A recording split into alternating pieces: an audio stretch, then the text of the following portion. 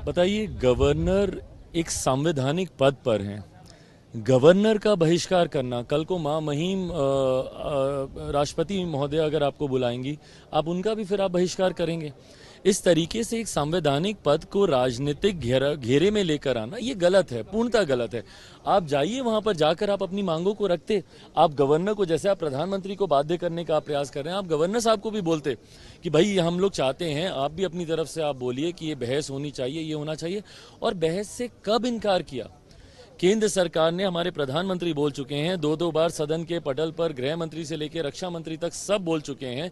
Speaker साहब बोल चुके हैं कि भाई हम लोग हर तरीके की चर्चा के लिए तैयार हैं। उसके बाद अगर आप चर्चा नहीं चाहते और इसको नियम में बांधना चाहेंगे और सिर्फ प्रधानमंत्री को बाध्य करेंगे, भाई अविश्वास प्रस्ताव आप क्यों लेकर आए? क्योंकि आप प्रधानमंत्री को आप बाध्य करना चाहते हैं जवाब देने के लिए, और ये पूर्णतः राजनीति को दर्शाता है। 7-8 दिन हो गए पार्लियामेंट को चले हुए, अगर अभी तक एक राउंड ऑफ डिस्कशन भी अगर हो गया होता तो हम लोग किसी ना किसी निष्कर्ष पे पहुंचते।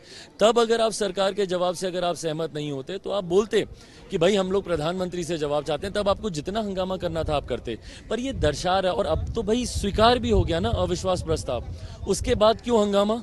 उसके बाद क्यों नहीं आप सदन को चलने दे रहे? भाई अभी अधिकार क्षेत्र है पूर्णतः स्पीकर महोदय का कि वो कब इस पे चर्चा शुरू कराते हैं। 10 दिन का समय है स्पीकर साहब के पास, वो उसमें चर्चा कराएंगे ही कराएंगे जब उन्होंने स्वीकार किया। बट उसके बाद भी सदन को नहीं चलने दे रहे। और भी राज्यों के विषय हैं। क्या बिहार में इनको हिंसा नहीं दिख रही है?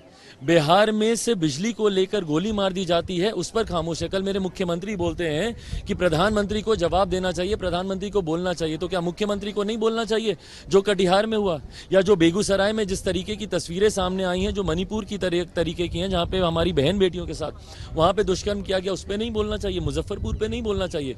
तो जब ये सिलेक्टिवली जब आप चूज करते हैं अपने टॉपिक्स को, अपनी बातों को रखने के लिए और जनता के पक्ष में अपनी भावना को दर्शाने के लिए, ये दर्शाता है कि आप सेलेक्टिव हैं। जब अपने पक्ष, अपनी सरकार, अपने गठबंधन के लोगों की बात आती है तो आप मौन हो जाते हैं। उस पर मुख्यमंत्री जी की जुबान बंगाल पे नहीं खुलती, अपने राज्य में नहीं खुलती। यहाँ पे डेलीगेशन ये लोग भेज रहे हैं मणिपुर, पर जब अपने प्रदेश की बात आती है, बगल का डिस्ट्रिक्ट है बेगूसराय, वहां नहीं जाएंगे। कटिहार, वहां नहीं जाएंगे।